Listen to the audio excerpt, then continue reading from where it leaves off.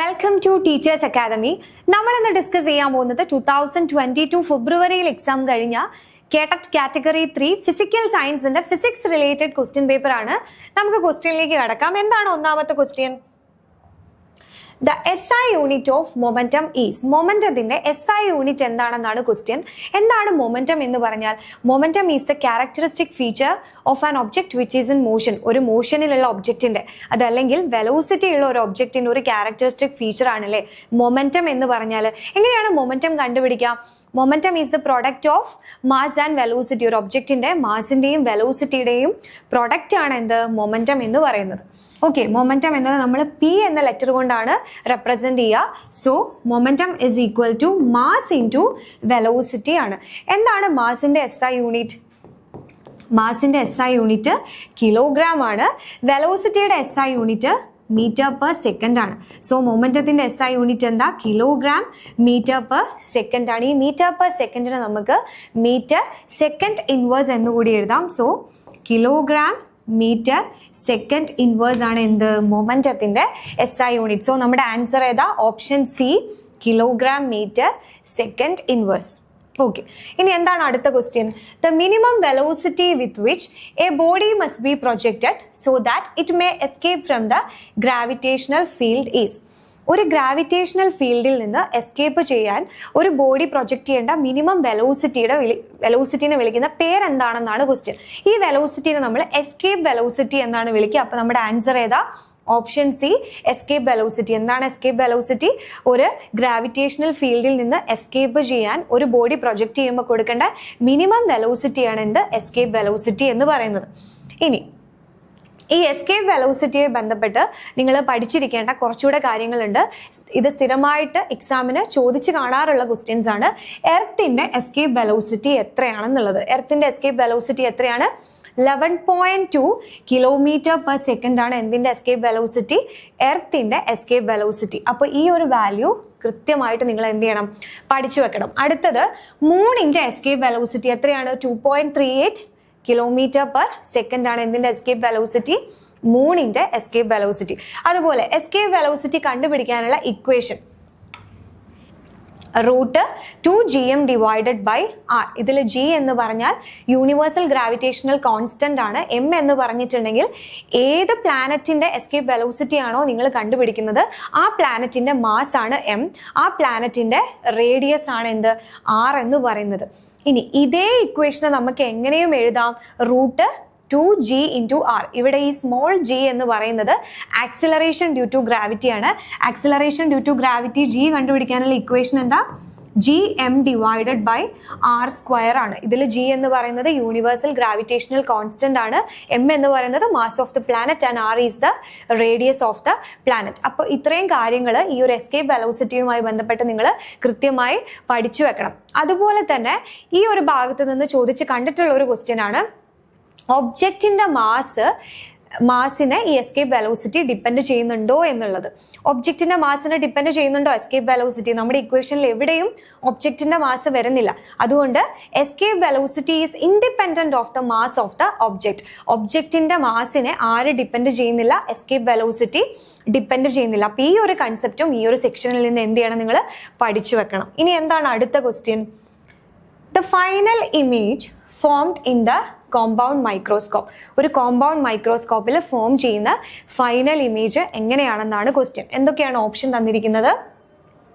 Magnified, real and erect, magnified, real and inverted, enlarged, virtual and erect, enlarged, virtual and inverted. Magnified അല്ലെങ്കിൽ enlarged എന്ന് പറഞ്ഞാൽ എന്താ? നമ്മുടെ ഒബ്ജക്റ്റിനെക്കാട്ടും size കൂടി image ആയിരിക്കും ഫോം ചെയ്യുക. ഇനി റിയൽ ആൻഡ് വിർച്വൽ. എന്താണ് റിയൽ ഇമേജ് എന്ന് പറഞ്ഞാൽ? ഫോം ചെയ്യുന്ന ഇമേജിനെ നമുക്കൊരു സ്ക്രീനിൽ പ്രൊജക്റ്റ് ചെയ്യാൻ പറ്റുന്നുണ്ടെങ്കിൽ അത്തരം ഇമേജുകളെയാണ് നമ്മൾ റിയൽ ഇമേജ് എന്ന് പറയാം. ഇനി ആ ഫോം ചെയ്ത ഇമേജിനെ നമുക്കൊരു സ്ക്രീനിലേക്ക് പ്രൊജക്റ്റ് ചെയ്യാൻ സാധിക്കുന്നില്ലെങ്കിൽ അത്തരം ഇമേജുകളെ നമ്മൾ വിർച്വൽ ഇമേജ് എന്ന് പറയും. എന്താണ് ഇറക്റ്റ് ആൻഡ് ഇൻവേർട്ടഡ് ഇമേജ് എന്ന് പറഞ്ഞാൽ? ഇറക്റ്റ് ഇമേജ് എന്ന് പറഞ്ഞിട്ടുണ്ടെങ്കിൽ എങ്ങനെയാണോ ഒരു ഒബ്ജക്റ്റ് ഇങ്ങനെയാണ് ഒരു ഒബ്ജക്റ്റ് ഇരിക്കുന്നതെങ്കിൽ അതേപോലെ നിവർന്ന ഒരു ഇമേജ് ആയിരിക്കും കിട്ടുക. ഇതിനെയാണ് നമ്മൾ ഇറക്റ്റ് ഇമേജ് എന്ന് പറയാം. ഇനി ഇങ്ങനെയാണ് നിങ്ങളുടെ ഒബ്ജക്റ്റ് എങ്കിൽ അതിന് നേരെ തലകീഴായ ഇമേജ്, ഇൻവേർട്ടഡ് ആയിട്ടുള്ള ഒരു ഇമേജ് ആണ് കിട്ടുന്നതെങ്കിൽ നമ്മൾ അതിനെ ഇൻവേർട്ടഡ് ഇമേജ് എന്ന് പറയും. ഇനി എന്താണ് ഒരു കോമ്പൗണ്ട് മൈക്രോസ്കോപ്പ് ഫോം ചെയ്യുന്ന ഫൈനൽ ഇമേജിന്റെ പ്രത്യേകത? കോമ്പൗണ്ട് മൈക്രോസ്കോപ്പിൽ എന്തൊക്കെയുണ്ട്? ഒരു ഒബ്ജക്റ്റീവ് ലെൻസും ഉണ്ട്, അതുപോലെ തന്നെ ഒരു ഐ പീസും ഉണ്ട്. ഇനി the objective lens forms A primary image that is real, inverted and magnified. അപ്പൊ ആദ്യം ഇമേജ് ഫോം ചെയ്യുന്നത് ഈ ഒബ്ജക്റ്റീവ് ലെൻസിലായിരിക്കും. ആ ഇമേജ് എങ്ങനെയുള്ള ഇമേജ് ആയിരിക്കും? റിയൽ ആയിരിക്കും, ഇൻവേർട്ടഡ് ആയിരിക്കും, അതുപോലെ തന്നെ മാഗ്നിഫൈഡ് ആയിരിക്കും. റിയൽ ആയിരിക്കും, ഇൻവേർട്ടഡ് ആയിരിക്കും, മാഗ്നിഫൈഡ് ആയിരിക്കും. ഈ ഇമേജിനെ നമ്മൾ ഇന്റർമീഡിയറ്റ് ഇമേജ് എന്നാണ് പറയുക. എന്താണ് ഇന്റർമീഡിയറ്റ് ഇമേജ്? ഈ ഇന്റർമീഡിയറ്റ് ഇമേജ് ആണ് അടുത്ത ഐ പീസിന്റെ ഒബ്ജക്റ്റ് ആയിട്ട് ആക്ട് ചെയ്യുക. ഈ ഇന്റർമീഡിയറ്റ് ഇമേജ് എന്തായിട്ട് ആക്ട് ചെയ്യും? Object of eyepiece. നമ്മുടെ ഐ പീസിന്റെ ഒബ്ജക്റ്റ് ആയിട്ട് ആക്ട് ചെയ്യുന്നത് ആരാണ്? ഈ ഇന്റർമീഡിയറ്റ് ഇമേജ് ആയിരിക്കും. ഇനി ഐ പീസ് ഫോം ചെയ്യുന്ന ഇമേജിന്റെ പ്രത്യേകത എന്താണ്?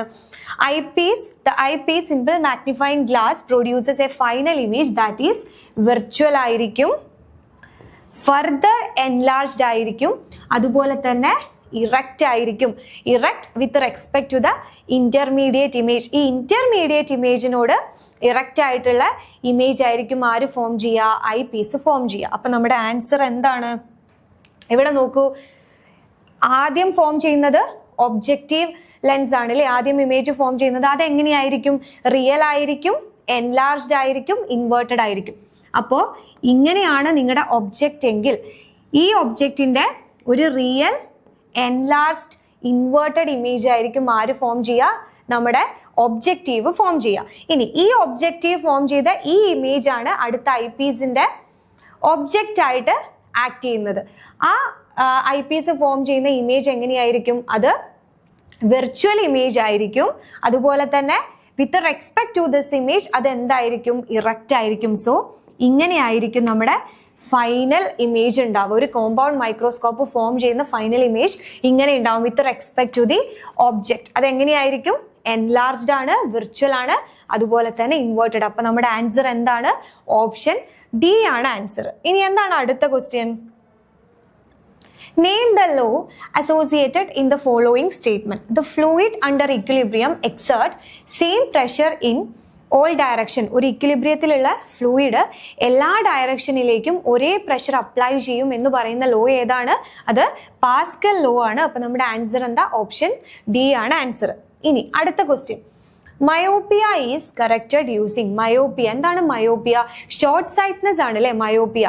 അടുത്തുള്ള ഒബ്ജക്റ്റിനെ ക്ലിയർ ആയി കാണാൻ സാധിക്കുകയും അകലെയുള്ള ഒബ്ജക്റ്റിനെ ക്ലിയർ ആയി കാണാൻ കഴിയാത്തതുമായ അവസ്ഥയാണ് ഈ മയോപ്പിയ അല്ലെങ്കിൽ ഷോർട്ട് സൈറ്റ്നെസ് എന്ന് പറയുന്നത്. എന്താണ് ഈ ഷോർട്ട് സൈറ്റ്നെസിന്റെ കാരണം?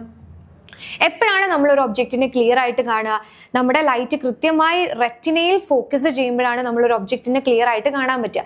ഈ റെറ്റിനയിൽ ഫോക്കസ് ചെയ്യുന്നതിന് പകരം ലൈറ്റ് റെറ്റിനയുടെ ഫ്രണ്ടിലാണ് ഫോക്കസ് ചെയ്യുന്നതെങ്കിൽ അപ്പോഴാണ് നമുക്ക് മയോപ്പിയ എന്ന് പറയുന്ന അസുഖം അല്ലെങ്കിൽ ഷോർട്ട് സൈറ്റ്നെസ് എന്ന് പറയുന്ന അസുഖം ഉണ്ടാവുക. ഓക്കെ, ഈ ഷോർട്ട് സൈറ്റ്നെസ് അല്ലെങ്കിൽ മയോപ്പിയ കറക്റ്റ് ചെയ്യാൻ നമ്മൾ യൂസ് ചെയ്യുന്നത് ബൈ കോൺകേവ് ലെൻസ് ആണ്. അപ്പൊ നമ്മുടെ ആൻസർ എന്താണ്? ബൈ കോൺകേവ് ലെൻസ് ആണ്. ഇനി ഇതിന്റെ കൂടെ തന്നെ നിങ്ങൾ പഠിച്ചു വെക്കേണ്ടതാണ് ഹൈപ്പർ മെട്രോപ്പിയ അല്ലെങ്കിൽ ലോങ് സൈറ്റ്നെസ്. എന്താണ് ലോങ് സൈറ്റ്നെസ് അല്ലെങ്കിൽ ഹൈപ്പർ മെട്രോപ്പിയ എന്ന് പറഞ്ഞാൽ അകലെയുള്ള ഒബ്ജക്റ്റിനെ ക്ലിയർ ആയിട്ട് കാണാൻ സാധിക്കും, പക്ഷെ അടുത്തുള്ള ഒബ്ജക്റ്റിനെ എന്ത് ചെയ്യാൻ പറ്റില്ല? ക്ലിയർ ആയിട്ട് കാണാൻ സാധിക്കില്ല. ഇതിന്റെ കാരണം നമ്മുടെ ലൈറ്റ് റെറ്റിനയിൽ ഫോക്കസ് ചെയ്യുന്നതിന് പകരം റെറ്റിനയുടെ ബാക്കിൽ ഫോക്കസ് ചെയ്യുന്നതാണ് ലോങ് സൈറ്റ്നെസ് അല്ലെങ്കിൽ ഹൈപ്പർ മെട്രോപ്പിയയുടെ റീസൺ. അപ്പൊ ഇത് കറക്റ്റ് ചെയ്യാൻ വേണ്ടിയിട്ട് നമ്മൾ കോൺവെക്സ് ലെൻസ് ആണ്, ബൈ കോൺവെക്സ് ലെൻസ് ആണ് യൂസ് ചെയ്യുക. ഇനി എന്താണ് അടുത്ത question?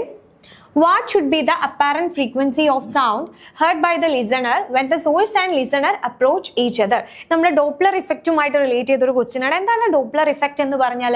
Doppler effect is the apparent change in the frequency of a wave as perceived by an observer caused by the relative motion between the source and the observer. ഒരു sound produce ചെയ്യുന്ന ഒരു സോഴ്സും ഉണ്ട്, അതുപോലെ തന്നെ ഒരു ലിസണറും ഉണ്ട്.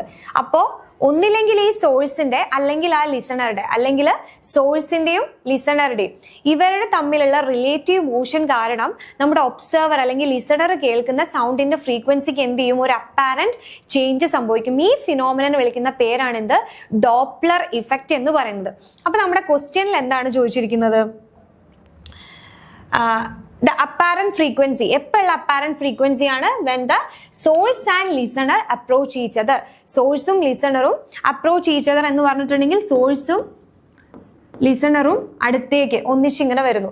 ഈ ഒരു കേസിൽ സൗണ്ടിന്റെ ഫ്രീക്വൻസിക്ക് വരുന്ന ചേഞ്ച് എത്രയാണെന്നാണ് ക്വസ്റ്റ്യൻ. എത്രയാണ്, ഇതാണ് അല്ലെ കേസ്. ഒന്നാമത്തെ ഈ കേസ് ആണ് nu dash is equal to nu into V plus V L divided by V minus V S. ഇതില് ന്യൂ എന്ന് പറഞ്ഞാൽ അപ്പാരന്റ് ഫ്രീക്വൻസി, നമ്മൾ കേൾക്കുന്ന ഫ്രീക്വൻസി.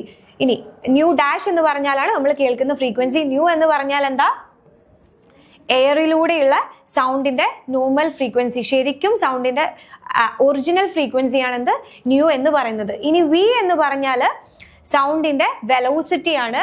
വി എൽ എന്ന് പറഞ്ഞിട്ടുണ്ടെങ്കിൽ ഒബ്സർവർ മൂവ് ചെയ്യാണ് അല്ലെ. അപ്പൊ ഈ ഒബ്സർവർ അല്ലെങ്കിൽ ലിസണർ മൂവ് ചെയ്യാണ്. ആ മൂവ് ചെയ്യുന്ന ലിസണറുടെ വെലോസിറ്റി ആണ് എന്ത്, വി എൽ എന്ന് പറയുന്നത്. വി എസ് എന്ന് പറഞ്ഞാൽ സോഴ്സ് മൂവ് ചെയ്യാണ്. സോഴ്സും ലിസണറും അപ്രോച്ച് ഈച്ച് അതർ എന്നാണ് പറഞ്ഞത്. അപ്പൊ സോഴ്സ് മൂവ് ചെയ്യുന്നുണ്ട്, ലിസണറും മൂവ് ചെയ്യുന്നുണ്ട്. അതിൽ ലിസണറുടെ വെലോസിറ്റി ആണ് വി എൽ, സോഴ്സിന്റെ വെലോസിറ്റി ആണ് വി എസ് എന്ന് പറയുന്നത്. അപ്പൊ നമ്മുടെ ആൻസർ എന്താ, nu dash is equal to nu into V plus V L divided by V minus V S ആണ് ഓപ്ഷൻ ആൻസർ. അപ്പൊ എന്താണ് ഓപ്ഷൻ, ഏതാണ് ഓപ്ഷൻ എ ആണ് answer. Nu dash is equal to nu into V plus V L divided by V minus V S. ഇനി ഇതിന്റെ കൂടെ നിങ്ങൾ ഈ ഒരു ഇക്വേഷനും കൂടെ പഠിച്ചു വെക്കുക. when they are receding from each other. receding from each other എന്ന് വെച്ചാൽ അങ്ങോട്ടും ഇങ്ങോട്ടും അകന്നു പോകും. അവർ രണ്ടും ഓപ്പോസിറ്റ് ഡയറക്ഷനിൽ അകന്നു പോകുമ്പോൾ ഉള്ള frequency change, apparent frequency change എത്രയാണ്, nu dash is equal to nu into V minus V L divided by V plus V L. നേരത്തെ ഡിനോമിനേറ്ററിലായിരുന്നു മൈനസ് വന്നത്, ഇവിടെ എന്താണ്, ന്യൂമറേറ്ററിലാണ് മൈനസ് സൈൻ വന്നത്. അപ്പൊ ഈ ഒരു ഇക്വേഷൻ പഠിച്ചു വെക്കുന്നതിന്റെ കൂടെ നിങ്ങൾ എന്തുകൂടെ പഠിച്ചു വെക്കുക, ഈ ഒരു ഇക്വേഷനും കൂടെ പഠിച്ചു വെക്കുക. ഇനി അടുത്ത question, the gravitational force of attraction between the earth and moon supplies the necessary dash force to keep the moon in its circular orbit. ഒരു ഒബ്ജക്റ്റിനെ ഒരു സർക്കുലർ പാത്തിൽ നിർത്തുന്ന ഫോഴ്സ് ഏതാ, അതിന്റെ സെൻട്രിപിറ്റൽ ഫോഴ്സ് ആണ് അല്ലെ. അപ്പൊ ഇതിന്റെ ആൻസർ എന്താണ്, centripetal force. Option B centripetal force ആണ് ആൻസർ. സപ്പോസ് ഇത് നമ്മുടെ എർത്താണ്, മൂൺ എന്ത് ചെയ്യുന്നുണ്ട്, എർത്തിന് ചുറ്റും റിവോൾവ് ചെയ്യുന്നുണ്ട്. അപ്പോൾ ഈ മൂണിനെ ഈ എർത്തിന് ചുറ്റുമുള്ള ഓർബിറ്റിൽ കീപ്പ് ചെയ്യുന്ന ഫോഴ്സ് ഏതാണ്, അതിന്റെ സെൻട്രിപിറ്റൽ ഫോഴ്സ് ആണ്. സെൻട്രിപിറ്റൽ ഫോഴ്സ് പ്രൊവൈഡ് ചെയ്യുന്ന ആളാരാണ്, ഈ എർത്തും മൂണും തമ്മിലുള്ള ഗ്രാവിറ്റേഷണൽ ഫോഴ്സ് ഓഫ് അട്രാക്ഷൻ ആണ് അവിടെ എന്ത് കൊടുക്കുന്നത്, ആ സെൻട്രിപിറ്റൽ ഫോഴ്സ് പ്രൊവൈഡ് ചെയ്യുന്നത്. ഇതിന് ഇതേപോലുള്ള ഒരു എക്സാമ്പിൾ ആണ്, നമ്മളൊരു കല്ല്, ഒരു ത്രെഡിൽ കല്ല് കെട്ടി ഇങ്ങനെ കറക്കുന്ന സമയത്ത് ആ കല്ല് എന്ത് മോഷനിലാണ്, ഒരു സർക്കുലർ മോഷനിലാണ് അല്ലെ. ആ സർക്കുലർ മോഷനിൽ സെൻട്രിപിറ്റൽ ഫോഴ്സ് പ്രൊവൈഡ് ചെയ്യുന്നത് ആരാണ്, ആ ത്രെഡിന്റെ അല്ലെങ്കിൽ ആ കെട്ടിയ കയറിന്റെ ടെൻഷനാണ്. അപ്പോൾ സർക്കുലർ മോഷൻ ഉണ്ടെങ്കിൽ അവിടെ എന്തുണ്ട്, സെൻട്രിപിറ്റൽ ഫോഴ്സും ഉണ്ടെന്ന് ഓർത്തു വെക്കുക. ഇനി അടുത്ത question, the wavelength of spectral line for a electronic transition is inversely related to the. എന്താണ് ഇവിടെ ചോദിച്ചിരിക്കുന്നത്, ഒരു ഇലക്ട്രോണിക് ട്രാൻസിഷൻ. എന്താണ് ഒരു ഇലക്ട്രോണിക് ട്രാൻസിഷൻ എന്ന് പറഞ്ഞാൽ, ഇലക്ട്രോൺസ് ഒരു ലെവലിൽ നിന്ന് മറ്റൊരു ലെവലിലേക്ക് ട്രാൻസിഷൻ നടത്തുമ്പോൾ അവിടെ എന്ത് സംഭവിക്കും, ഒന്നില്ലെങ്കിൽ എനർജി അല്ലെങ്കിൽ റേഡിയേഷൻസ് അബ്സോർവ് ചെയ്യും, അതല്ലെങ്കിൽ റേഡിയേഷൻസ് എന്ത് ചെയ്യും, എമിറ്റ് ചെയ്യും. ആ എമിറ്റ് ചെയ്യുന്ന അല്ലെങ്കിൽ അബ്സോർബ് ചെയ്യുന്ന റേഡിയേഷന്റെ വേവ് ലെങ്ത് എന്തിനോട് ഇൻവേഴ്സ്ലി പ്രപ്പോർഷണൽ ആണ് എന്നാണ് ചോദിച്ചിരിക്കുന്നത്. സപ്പോസ് ഇതൊരു എനർജി ലെവൽ ആണെന്ന് വിചാരിക്കൂ. ഈ എനർജി ലെവൽ E1ഉം ഈ എനർജി ലെവൽ ഞാൻ E2ഉം എന്ന് എഴുതി. അപ്പോൾ ഒരു ഇലക്ട്രോണ് ഈ E1ൽ നിന്ന് E2ലേക്ക് പോകുമ്പോൾ എന്ന് വെച്ചാൽ E1 ചെറിയ എനർജി ലെവലാണ്, E2 വലിയ എനർജി ലെവലാണ്. അപ്പോൾ ഒരു ചെറിയ എനർജി ലെവലിൽ നിന്ന് ഒരു വലിയ എനർജി ലെവലിലേക്ക് പോകുന്ന സമയത്ത് അത് എന്ത് ചെയ്യും, റേഡിയേഷൻ അബ്സോർബ് ചെയ്യും. ആ അബ്സോർബ് ചെയ്യുന്ന റേഡിയേഷന്റെ എനർജി എന്ന് പറയുന്നതാണ് hν എന്ന് പറയുന്നത്. ന്യൂ എന്ന് പറഞ്ഞാൽ ആ റേഡിയേഷന്റെ ഫ്രീക്വൻസി. ഇത് എന്തിനോട് ഈക്വൽ ആയിരിക്കും, ഇതെന്തിനോട് ഈക്വൽ ആയിരിക്കും, ഈ എനർജി ഡിഫറൻസിനോട് ഈക്വൽ ആയിരിക്കും. ദാറ്റ് ഈസ് E2 മൈനസ് E1നോട് ഈക്വൽ ആയിരിക്കും. ഇനി നേരെ മറിച്ച് E2വിൽ നിന്ന് ഒരു ഇലക്ട്രോൺ E1ലേക്കാണ് പോകുന്നതെങ്കിൽ ഒരു കൂടിയ എനർജി ലെവലിൽ നിന്ന് ഒരു ഹയർ എനർജി ലെവലിൽ നിന്ന് ഒരു ലോവർ എനർജി ലെവലിലേക്കാണ് പോകുന്നതെങ്കിൽ അത് റേഡിയേഷൻ എന്ത് ചെയ്യും? എമിറ്റ് ചെയ്യും. ആ എമിറ്റ് ചെയ്യുന്ന റേഡിയേഷനും എന്തിനോട് ഈക്വൽ ആയിരിക്കും? ഈ എനർജി ഡിഫറൻസിനോട് ഈക്വൽ ആയിരിക്കും. അപ്പോൾ ഈ E2 - E1 നമുക്ക് വേണമെങ്കിൽ എങ്ങനെ എഴുതാം? എനർജി ഡിഫറൻസ് ഡെൽറ്റ E ആയിട്ട് എഴുതാം. ക്ലിയർ ആണല്ലോ? അപ്പോൾ ഈ എമിറ്റ് ചെയ്യുന്ന റേഡിയേഷനെയാണ് നമ്മൾ സ്പെക്ട്രൽ ലൈൻസ് എന്ന് പറയുന്നത്. ആ സ്പെക്ട്രൽ ലൈനിന്റെ വേവ് ലെങ്ത് എന്തിനോട് ഇൻവേഴ്സ്ലി പ്രൊപ്പോർഷണൽ ആയിരിക്കും എന്നാണ് ക്വസ്റ്റ്യൻ. അപ്പോൾ നമുക്കറിയാം അവിടെ ഉള്ള ഫ്രീക്വൻസി എന്ന് പറയുന്നത് എന്തിനോട് ഡയറക്ട്ലി പ്രപ്പോർഷണൽ ആയിരിക്കും? ഈ എനർജി ഡിഫറൻസിനോട് ഡയറക്ട്ലി പ്രപ്പോർഷണൽ ആയിരിക്കും. എങ്ങനെയാണ് ഈ ഫ്രീക്വൻസിനെ നമുക്ക് വേവ് ലെങ്ത്തിന്റെ ടേമിലേക്ക് എഴുതാൻ പറ്റുക? ഫ്രീക്വൻസി എന്ന് പറയുന്നത് എന്താണ്? c/λ ആണ് അല്ലെ? Velocity by lambda, velocity of radiation അല്ലെങ്കിൽ velocity of EM radiation in vacuum divided by lambda. Wavelength ചെയ്താൽ നമുക്ക് എന്ത് കിട്ടും? ഫ്രീക്വൻസി കിട്ടും. അപ്പോൾ ഈ ഫ്രീക്വൻസിനെ നമുക്ക് എന്തിന്റെ ടേമിൽ എഴുതാം? നമ്മുടെ വേവ് ലെങ്ത്തിന്റെ ടേമിൽ എഴുതാം. അപ്പൊ നമുക്ക് എന്ത് കിട്ടും? c/λ കിട്ടും. c/λ is equal to delta E. അപ്പൊ ഇവിടെ Hഉം കോൺസ്റ്റന്റ് ആണ്, നമ്മുടെ Cയും കോൺസ്റ്റന്റ് ആണ്. അപ്പൊ നമുക്ക് എങ്ങനെ എഴുതാം? 1/λ is inversely proportional to delta E. Delta E എന്ന് പറഞ്ഞാൽ എന്താ? രണ്ട് എനർജി ലെവൽ തമ്മിലുള്ള ഡിഫറൻസ് ആണ് എന്ത്? ഡെൽറ്റ E എന്ന് പറയുന്നത്. അപ്പൊ ഇതിന്റെ ആൻസർ എന്താ? Difference in the energy level involve in the transition. Option B ആണ് ആൻസർ. ഇനി എന്താണ് അടുത്ത question? When light travels from a denser medium to rarer medium. ഒരു ഡെൻസർ മീഡിയത്തിൽ നിന്ന് ഒരു റെയറർ മീഡിയത്തിലേക്കാണ് ലൈറ്റ് പോകുന്നതെങ്കിൽ എന്താ സംഭവിക്കുക? It bend away from normal. അപ്പൊ ആൻസർ ഏതാണ്? It bend away from normal. Option B. ഇനി നേരെ തിരിച്ച് ഒരു റെയറർ മീഡിയത്തിൽ നിന്ന് ഒരു ഡെൻസർ മീഡിയത്തിലേക്കാണ് ലൈറ്റ് പോകുന്നതെങ്കിൽ എന്താ സംഭവിക്കുക? It bend towards the normal. നോർമലിലേക്കായിരിക്കും അത് എന്ത് ചെയ്യുക? ബെൻഡ് ചെയ്യുക. ഇനി അടുത്ത ക്വസ്റ്റ്യൻ എന്താ? Consider when a wave are formed on the surface of water, the particles of water moves both up and down and back and forth. For this condition, the wave produced are. രണ്ട് option ആണുള്ളത്. Transverse വേവും ഉണ്ട്, longitudinal വേവും ഉണ്ട്. എങ്ങനെയാണ് transverse wave move ചെയ്യുക? അത് ഇങ്ങനെയാണ് വേവിന്റെ ഡയറക്ഷൻ എങ്കിൽ പാർട്ടിക്കിൾസ് മൂവ് ചെയ്യുക എങ്ങനെയാണ്? പെർപെൻഡിക്കുലർ ഡയറക്ഷനിലായിരിക്കും. പോകുന്ന ഡയറക്ഷൻ, വേവ് ട്രാവൽ ചെയ്യുന്ന ഡയറക്ഷന്റെ പെർപെൻഡിക്കുലർ ഡയറക്ഷനിലാണ് ആര് മൂവ് ചെയ്യുക? പാർട്ടിക്കിൾ മൂവ് ചെയ്യുക. അല്ലെങ്കിൽ അപ്പ് ആൻഡ് ഡൗൺ ആയിട്ടായിരിക്കും ആര് മൂവ് ചെയ്യുക? പാർട്ടിക്കിൾസ് മൂവ് ചെയ്യുക. ഇനി ലോഞ്ചിറ്റ്യൂഡിനൽ വേവ് ആണെങ്കിൽ എങ്ങനെയാണ് മൂവ് ചെയ്യുക? ഇങ്ങനെയാണ് വേവ് പോകുന്നതെങ്കിൽ പാരലൽ ഡയറക്ഷൻ, ആ വേവ് പോകുന്ന അതേ ഡയറക്ഷനിൽ തന്നെ ആയിരിക്കും ആര് മൂവ് ചെയ്യുക? നമ്മുടെ പാർട്ടിക്കിൾസ് മൂവ് ചെയ്യുക. അപ്പൊ ഇവിടെ നമുക്ക് അപ്പ് ആൻഡ് ഡൗൺ മോഷനും ഉണ്ട്, അപ്പൊ അതുപോലെ തന്നെ ബാക്ക് ആൻഡ് ഫോർത്ത് മോഷനും ഉണ്ട്. അപ്പൊ പ്യുവർലി ട്രാൻസ്വേഴ്സ് മോഷനും ആയിരിക്കില്ല, അതുപോലെ തന്നെ പ്യുവർലി ലോഞ്ചിറ്റ്യൂഡിനലും ആയിരിക്കില്ല. അപ്പൊ നമ്മുടെ ആൻസർ ഏതാണ്? Option C, neither purely transverse nor longitudinal. അപ്പൊ ഇന്നത്തെ ഈ ഒരു വീഡിയോ എല്ലാവർക്കും യൂസ്ഫുൾ ആയെന്ന് വിചാരിക്കുന്നു. കേട്ടറ്റ് കാറ്റഗറി 3 ഫിസിക്കൽ സയൻസിന്റെ ഒരു 5 വർഷത്തെ complete question paper discussion teachers അക്കാദമിയുടെ ആപ്പിൽ ലഭ്യമാണ്. കൂടാതെ കേട്ടറ്റ് 1, 2, 3, 4 കാറ്റഗറിയുടെ ഓൺലൈൻ ഓഫ്ലൈൻ ഹൈബ്രിഡ് ബാച്ചുകളും ടീച്ചേഴ്സ് അക്കാദമിയിൽ ആരംഭിച്ചിട്ടുണ്ട്. താല്പര്യമുള്ളവർ താഴെ കാണുന്ന നമ്പറിൽ കോൺടാക്ട് ചെയ്യൂ, ജോയിൻ ചെയ്യൂ. താങ്ക്